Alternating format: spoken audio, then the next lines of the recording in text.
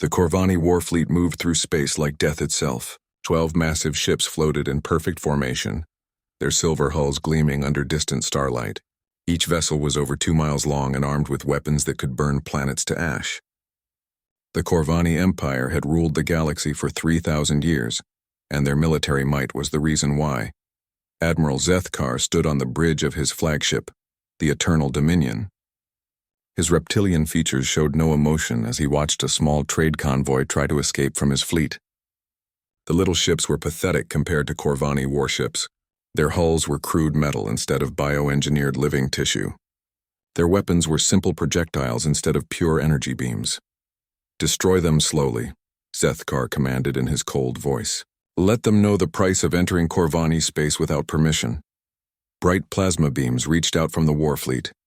The first merchant ship exploded in a ball of fire. The second ship tried to run, but another plasma blast tore through its engines.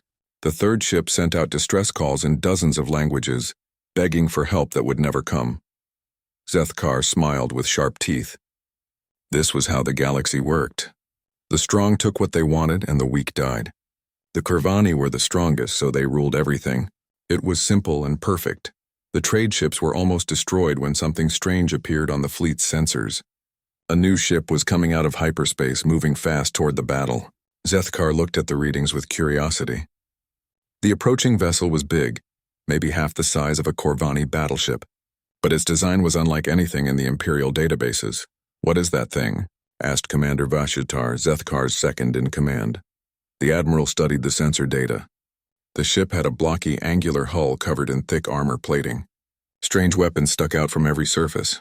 Most odd of all, it seemed to be made from simple metal and ceramic instead of advanced biomaterials. "Some new species, perhaps," Zethkar said. "Scan their technology level." The readings came back quickly. The mysterious ship used primitive nuclear fusion for power. Its weapons were chemical explosives and kinetic projectiles. Its armor was just layers of metal and ceramic. By Corvani standards, it was barely more advanced than stone tools. "Should we destroy it, Admiral?" Vashitar asked. Zethkar thought for a moment. "No, capture it instead. I want to study these new aliens. They might make useful slaves." On the bridge of the UES Thunder, Captain Jake Morrison watched the Corvani fleet through his main view screen. He had never seen ships like these before. They moved with perfect coordination, like dancers performing an ancient routine. Their hulls seemed to flow and shift like living things, and their weapons had just destroyed 3 innocent merchant vessels with casual ease.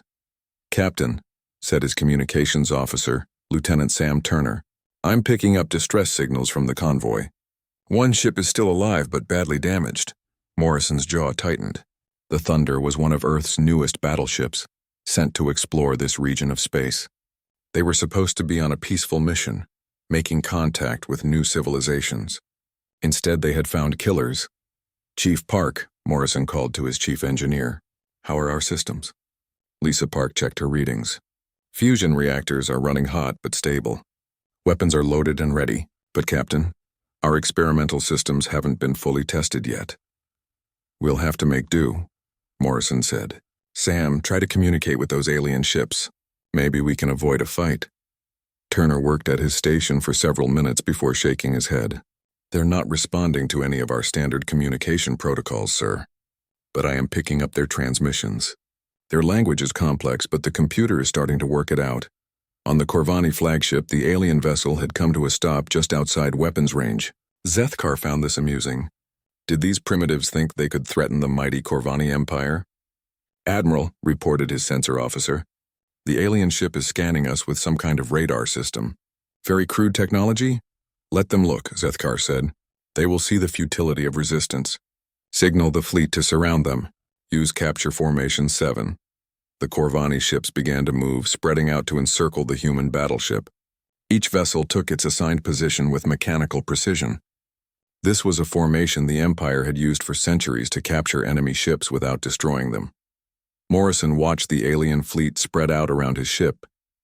He didn't need his tactical officer to tell him what was happening. These things were trying to trap the Thunder like hunters surrounding a wild animal. "Captain," said Lieutenant Commander Alex Chen from the fighter bay, "my pilots are ready to launch. Just give the word." Morrison looked at his crew. They were all young, all eager, all ready to fight for what was right. That was the human way. When faced with bullies, you didn't back down. You hit back twice as hard. "All hands, this is the captain," Morrison announced over the ship's communication system. "We have encountered a hostile alien force that has just murdered innocent civilians. They seem to think we're easy prey. Let's show them how wrong they are." Across the thunder, the crew cheered and prepared for battle. In the engine room, Lisa Park pushed the fusion reactors beyond their safe limits. In the weapons bay, Chief Dan Rodriguez armed every missile and railgun the ship carried. In the fighter hangars, Alex Chen and his pilots climbed into their small, fast attack craft. Admiral Zethkar was puzzled when his sensors detected massive energy spikes from the alien ship. The primitive vessel was somehow increasing its power output to dangerous levels.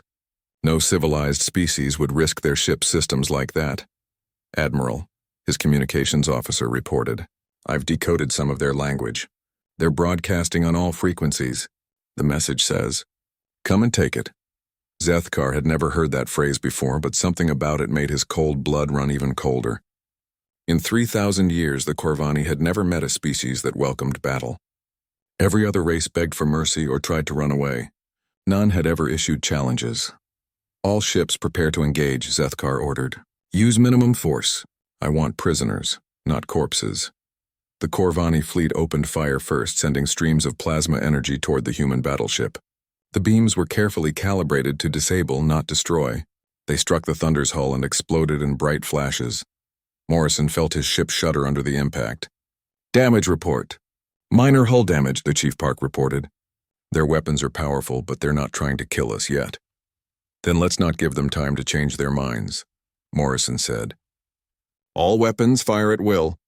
The Thunder's response shocked everyone who witnessed it. Instead of elegant energy beams, the human ship spat out solid projectiles moving at incredible speed. Railgun slugs tore through space faster than the eye could follow. Nuclear missiles streaked toward the Corvani ships like angry hornets. The first railgun slug hit a Corvani cruiser dead center. The projectile punched through the ship's energy shields like they weren't even there, then tore a hole completely through the vessel from bow to stern. The cruiser spun out of control, leaking atmosphere and crew into the void. Admiral Zethkar stared in disbelief. His perfect shields had failed completely against primitive kinetic weapons. How was that possible? The battle between the galaxy's old masters and its new challengers had begun. Admiral Zethkar watched his wounded cruiser drift helplessly through space. Green blood leaked from the massive hole in its hull, and the ship's biometal structure tried desperately to heal itself. But the damage was too severe. The vessel would need months of repair time if it survived at all. "Impossible," whispered Commander Vashitar.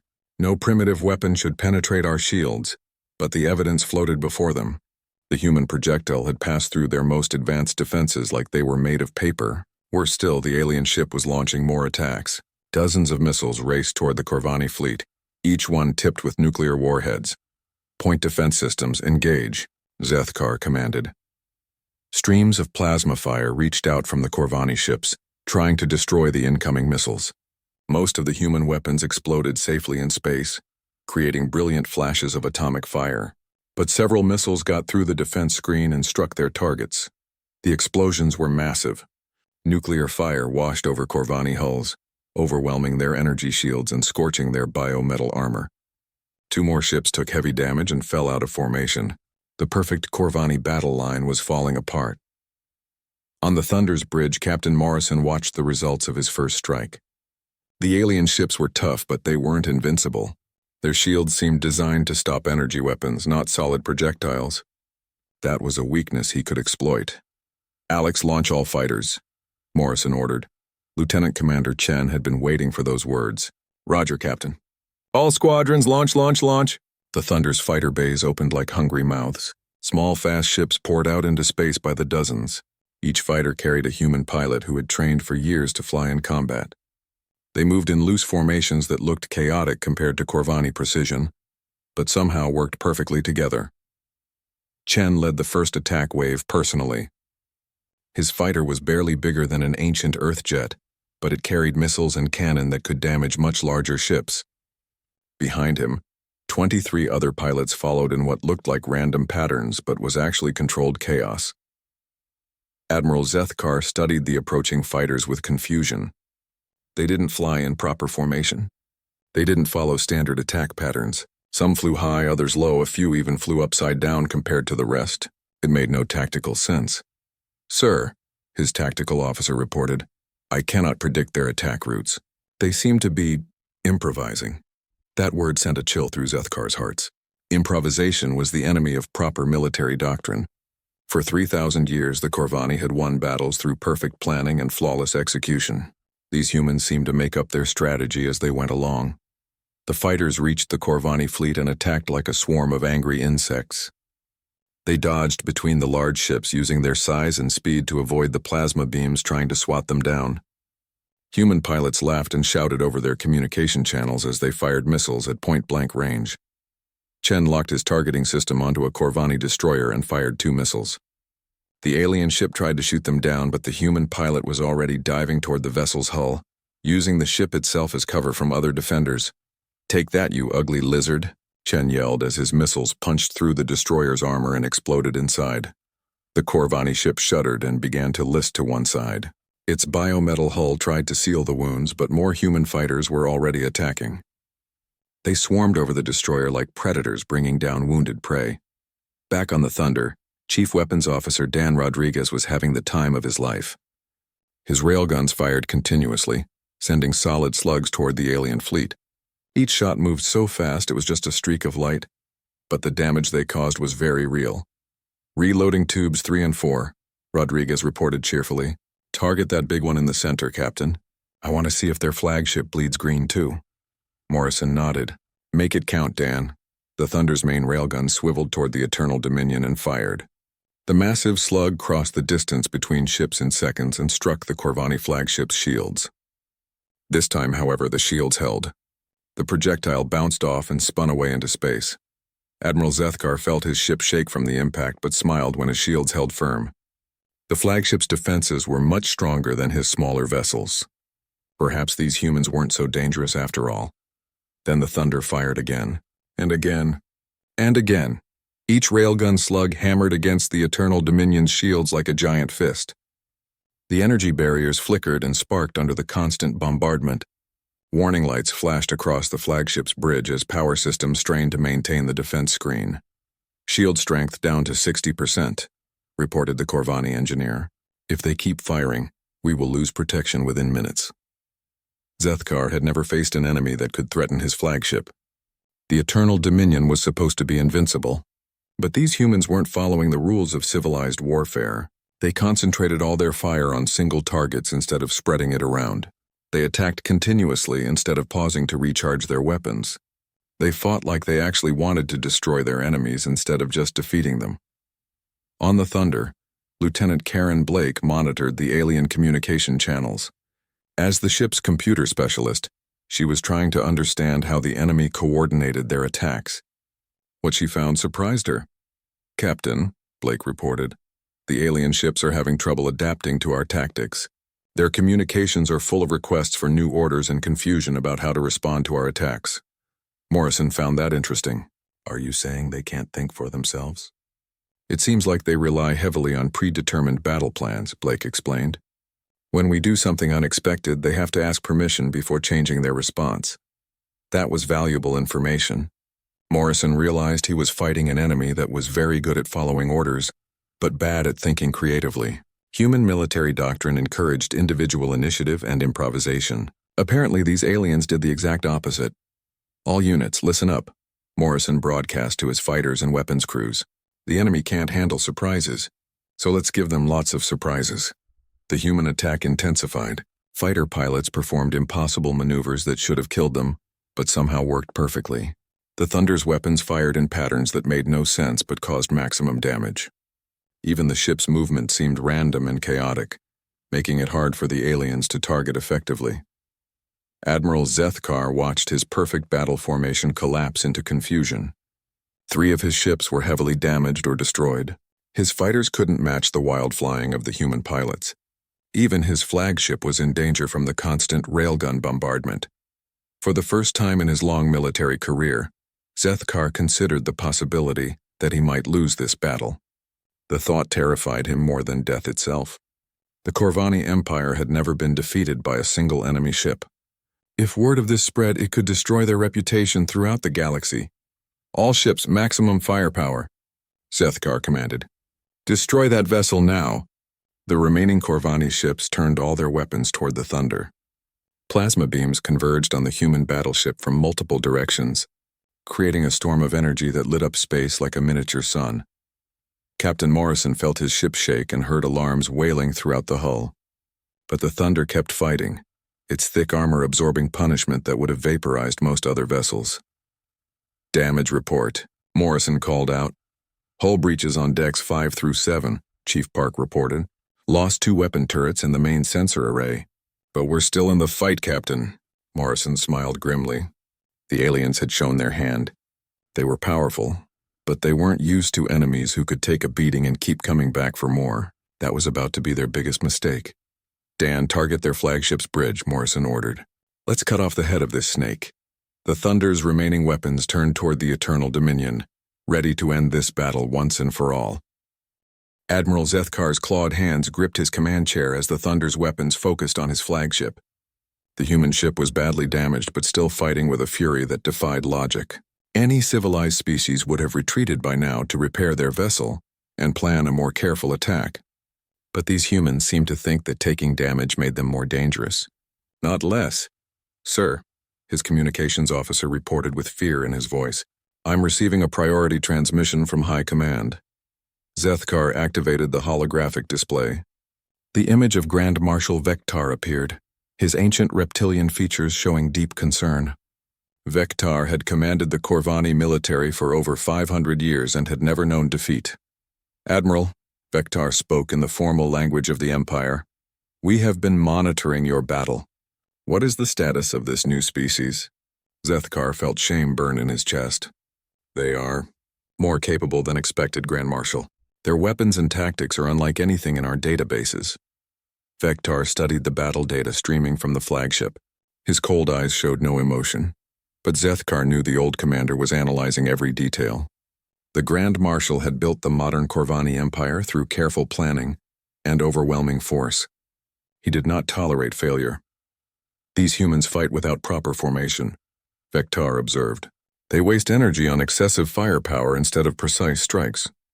Yet somehow they are winning. Explain this. Zethkar had been wondering the same thing. Their tactics appear random, but they achieve results. They sacrifice efficiency for raw aggression, and their ship seems designed to absorb incredible amounts of damage. On the Thunder's bridge, Captain Morrison watched another Corvani vessel fall out of formation. The alien ship was streaming atmosphere and debris. Its biometal hull cracked open like a broken egg. His railguns had found another weakness in their defenses. Captain, Chief Engineer Lisa Park called from her station. I'm reading massive energy buildup from the enemy flagship. They're charging something big. Morrison studied his tactical display. The largest alien ship was indeed gathering power, but not in its weapons. Strange energy patterns swirled around the vessel's hull, creating distortions in space itself. What are they doing, Karen? Morrison asked his computer specialist. Lieutenant Blake analyzed the sensor readings with growing alarm. Sir, I think they're deploying some kind of gravity weapon. The energy signature is unlike anything I've ever seen. Morrison had read about theoretical gravity weapons in the Academy. If they existed, such devices could crush a ship from the inside out by manipulating the fundamental forces of space-time. No armor or shields could protect against that kind of attack. All hands brace for impact, Morrison announced over the ship's communication system. Unknown weapon incoming. Grand Marshal Vektar watched the battle from his command center deep within Corvani space. The gravity disruptor was the Empire's most advanced weapon, developed over centuries of research into the basic forces of the universe. It had never failed to destroy any target regardless of size or defenses. The weapon is charging, Vektar announced to his staff. These humans will soon learn why the Corvani Empire rules the galaxy. On the Eternal Dominion, Admiral Zethkar felt a moment of satisfaction. The gravity disruptor would end this embarrassing battle quickly. The human ship would be crushed into a ball of twisted metal, and his reputation would be saved.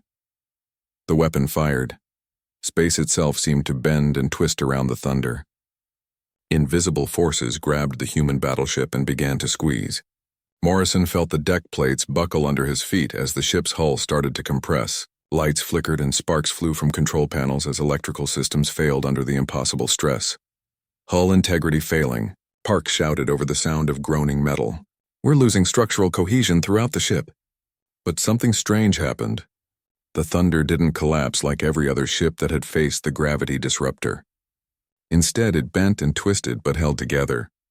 Emergency systems activated throughout the vessel, and backup power flowed to critical areas.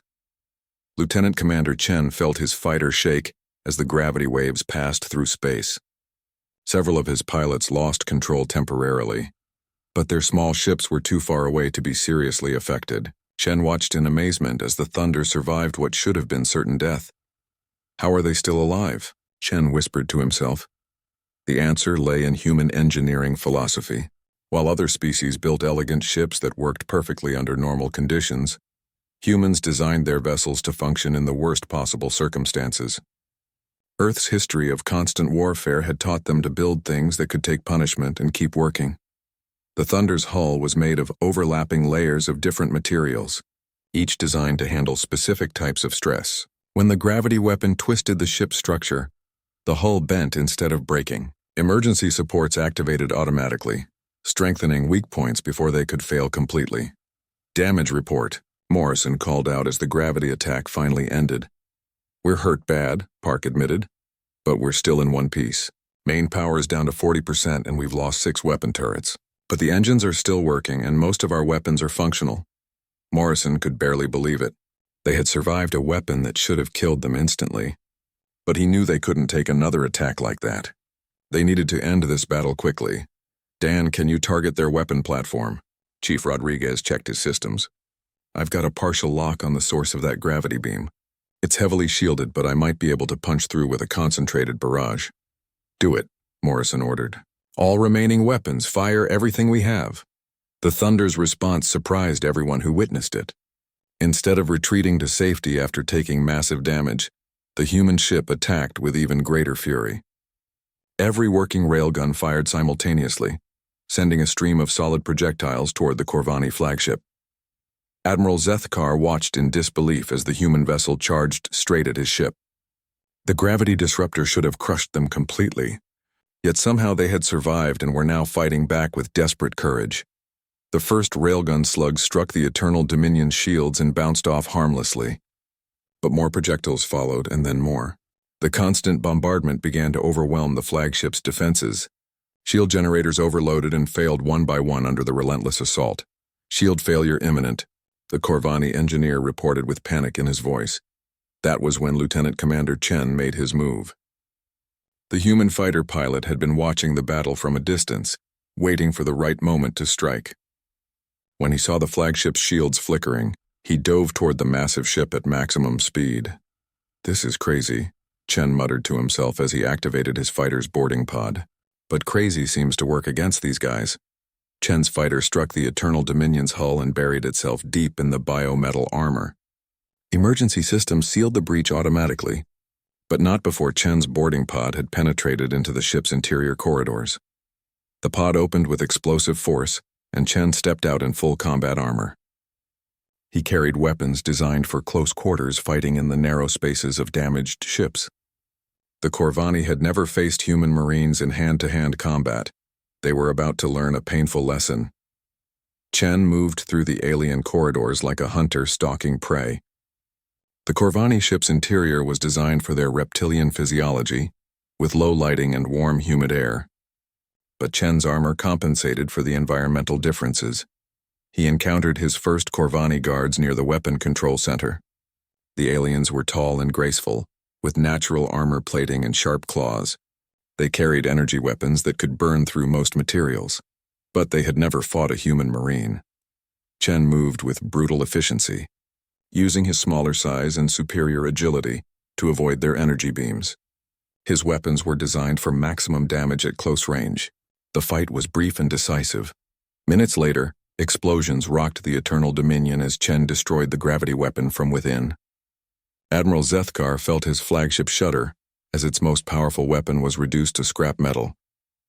The gravity disruptor is offline, his engineer reported with despair. Internal damage is severe. Zethkar realized that these humans didn't just fight differently than other species. They were willing to sacrifice themselves to achieve victory. No Corvani warrior would have attempted such a desperate boarding action against overwhelming odds.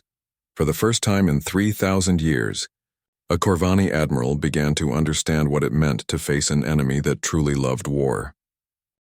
Lieutenant Commander Chen moved through the Corvani flagship like a force of nature. Behind him, explosions marked the destruction of the gravity weapon that should have killed the Thunder. But Chen wasn't finished. His mission was to cause as much damage as possible before the aliens could stop him.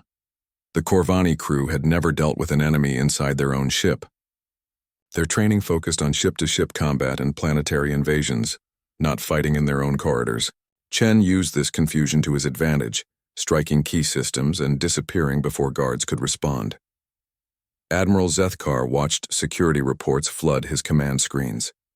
The single human warrior was causing chaos throughout his flagship.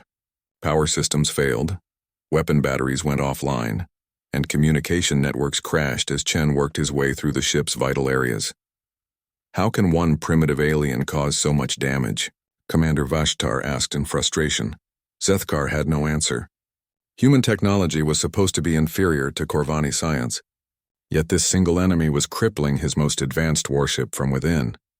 On the Thunder's bridge, Captain Morrison felt his damaged ship shudder as more systems failed. Chief Park worked frantically to keep critical systems online, but the gravity weapon had caused damage throughout the vessel. They were running out of time. Captain, Lieutenant Blake reported, I'm detecting massive hyperspace signatures approaching this location. Multiple ships incoming?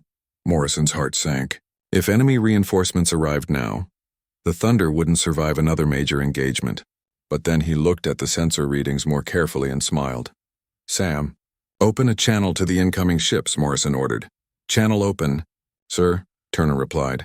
This is Captain Morrison of the UES Thunder, Morrison broadcast. We are engaged with hostile alien forces. Request immediate assistance.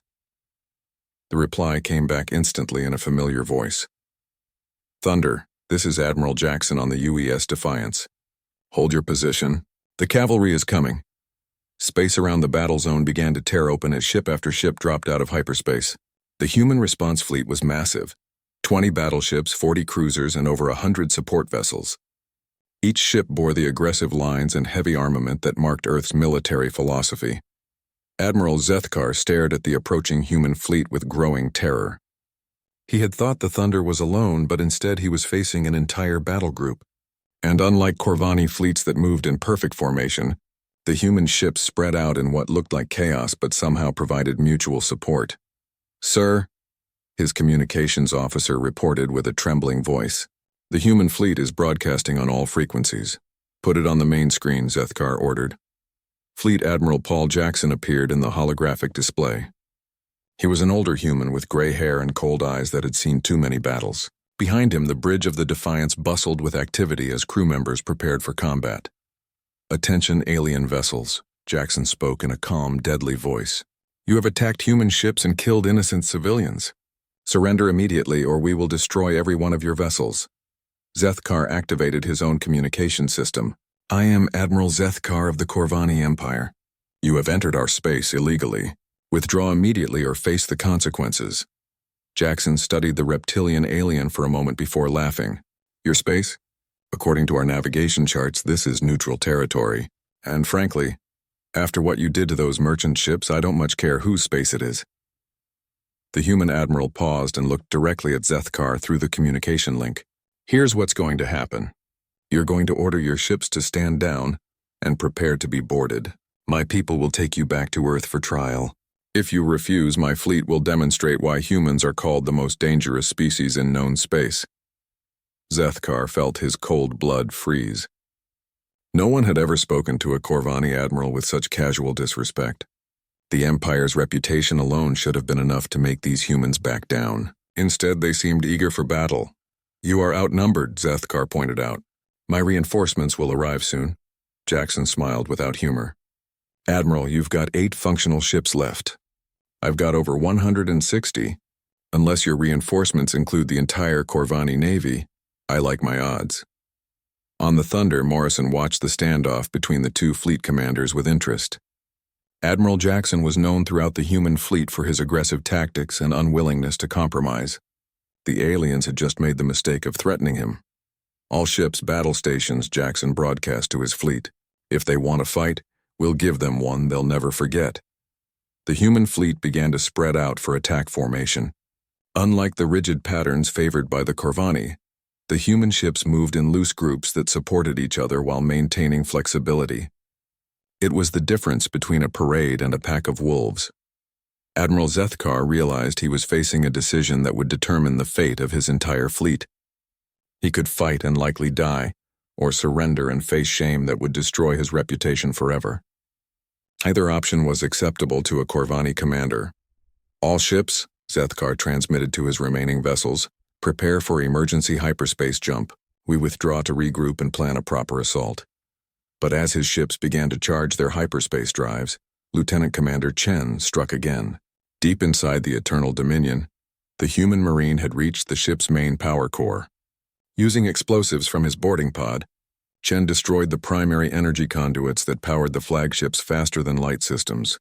The Eternal Dominion shuddered as power failures cascaded through its systems. Without main power, the ship couldn't jump to hyperspace. It was trapped in normal space with an entire human battle fleet bearing down on it. Hyperspace drive is offline, the Corvani engineer reported with panic. We cannot escape. Zethkar felt despair wash over him. In a few short hours, his perfect fleet had been reduced to a handful of crippled ships. The humans had outfought them, outthought them, and now surrounded them completely. Sir, Commander Vashitar said quietly, perhaps we should consider surrender. The word hit Zethkar like a physical blow. No Corvani admiral had ever surrendered in battle. It went against everything their military culture represented. But the alternative was the complete destruction of his command. Admiral Jackson's voice came over the communication channel again. Admiral Zethkar, you have 30 seconds to surrender before my fleet opens fire. I suggest you use that time wisely. Around the Corvani ships, human vessels moved into attack positions. Their weapons were already trained on vital targets, and their crews waited eagerly for the order to fire. Morrison watched from the Thunder as his fellow humans prepared to finish what he had started. 20 seconds, Jackson announced calmly. Zethkar looked around his bridge at the faces of his crew. They were all waiting for his decision, knowing that their lives depended on his next words. He thought about 3,000 years of Corvani military tradition and the shame of being the first admiral to surrender. Then he thought about the human warrior who had single-handedly crippled his flagship. He thought about the Thunder taking damage that should have destroyed any ship and continuing to fight. He thought about how these humans seemed to treat war not as a duty or necessity, but as something they actually enjoyed. 10 seconds, Jackson said. Admiral Zethkar reached for his communication controls. The decision he made would echo throughout the galaxy for generations to come. The Corvani Empire was about to learn that they were no longer the masters of war. That title now belonged to humanity, and humans played the game by very different rules. Admiral Zethkar's clawed hand hovered over his communication controls as Admiral Jackson's countdown reached 0. Around his crippled flagship, over 160 human warships waited with weapons hot and crews eager for battle. The Corvani admiral had never faced such overwhelming odds. Time's up, Jackson announced coldly. All ships open fire. The human fleet erupted in coordinated violence. Railgun slugs and missiles streaked toward the remaining Corvani vessels from every direction. The aliens tried to return fire, but their weapons were designed for precision strikes against single targets. Against a swarm of attacking ships, their careful plasma beams seemed almost useless. Zethkar watched his remaining vessels disappear one by one under the human assault. The destroyer Void Hunter exploded in a ball of nuclear fire as missile after missile overwhelmed its defenses. The cruiser Starrender tried to ram a human battleship, but was cut to pieces by concentrated railgun fire before it could close the distance. Sir, Commander Vashitar shouted over the sound of alarms. We must surrender. The fleet is being destroyed. But Zethkar had moved beyond rational thought. 3,000 years of military tradition demanded that he fight to the death, rather than submit to inferior aliens. Even as his flagship shook under human weapons fire, the admiral refused to give the order to stand down. On the bridge of the Thunder, Captain Morrison watched the one-sided battle with mixed feelings. Part of him felt sorry for the aliens who were dying, but then he remembered the innocent merchant crews they had murdered. These Corvani had earned everything they were getting. "Captain," Lieutenant Blake reported, "I'm detecting new hyperspace signatures. More ships are approaching." Morrison's heart sank. If Corvani reinforcements arrived now, the battle could turn against the human fleet. But then he saw the sensor readings and realized the truth. The approaching ships were broadcasting human identification codes. "Sir?" Sam Turner announced with excitement. "It's the Second Fleet. Admiral Carter is requesting permission to join the engagement." Morrison smiled as even more human warships dropped out of hyperspace.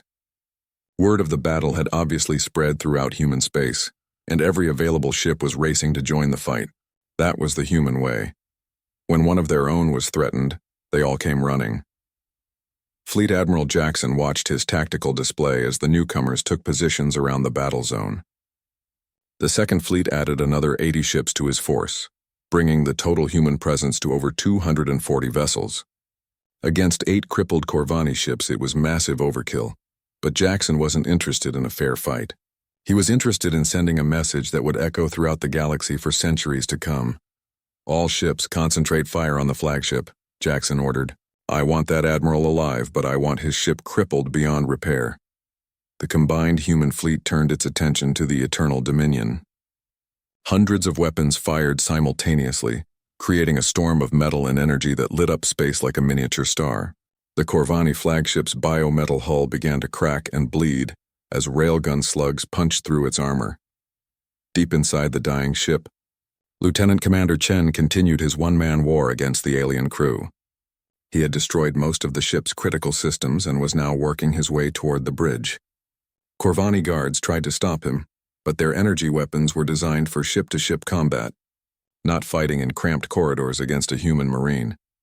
Chen reached the command deck just as Admiral Zethkar was preparing to activate his ship's self-destruct system. The Corvani admiral would rather die than surrender, taking his crew and the human warrior with him. "I don't think so, Lizard Boy," Chen said as he shot the self-destruct controls with his sidearm. Zethkar turned to face the human who had single-handedly destroyed his ship. Chen stood in the doorway wearing battle armor scorched by energy weapons and stained with alien blood. His helmet was cracked and his left arm hung useless at his side.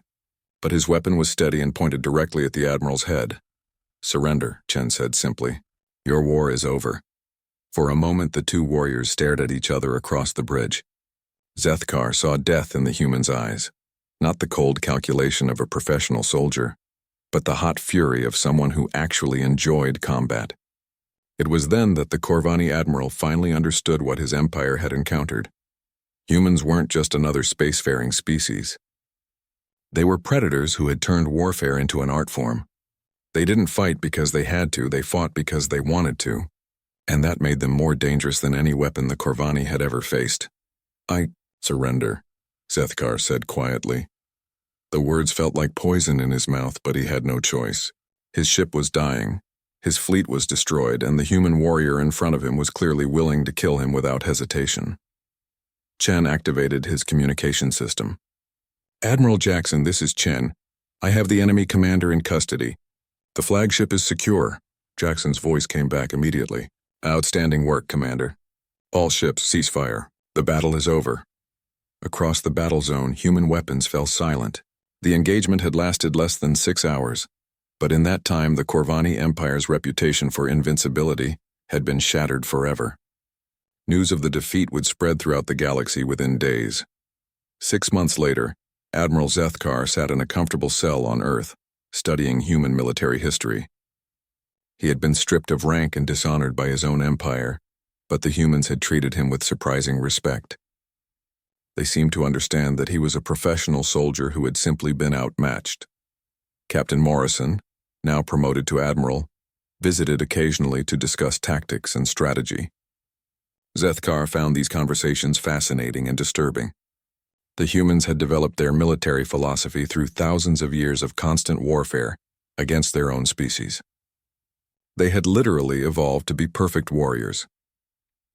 "The thing you have to understand," Morrison explained during one visit, "is that humans don't see war as a last resort.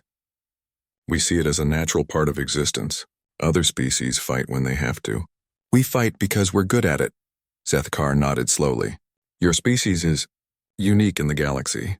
Most civilizations develop beyond their violent impulses as they advance technologically.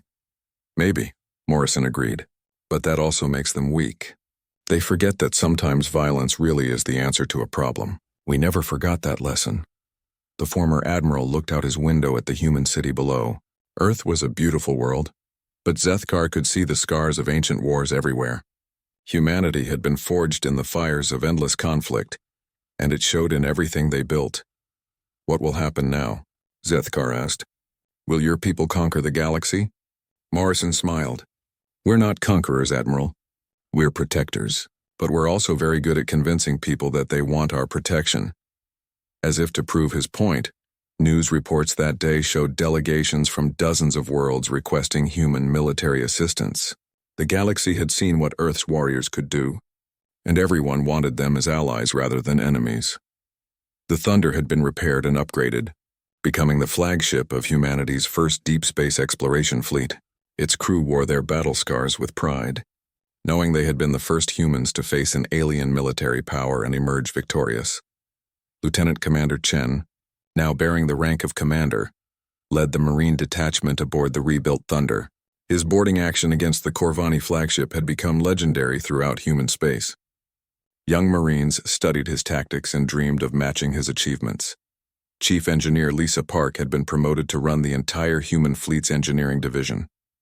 Her modifications to the Thunder's systems during the battle had kept the ship fighting when it should have been destroyed. Now every human warship carried her innovations, but perhaps the most significant change was in how the galaxy viewed humanity. Before the battle, humans had been unknown primitives from a distant world. Now they were recognized as the most dangerous military force in known space. The Corvani Empire signed a non-aggression pact with Earth within weeks of Zethkar's defeat. Other major powers followed suit, all eager to avoid testing human military capabilities.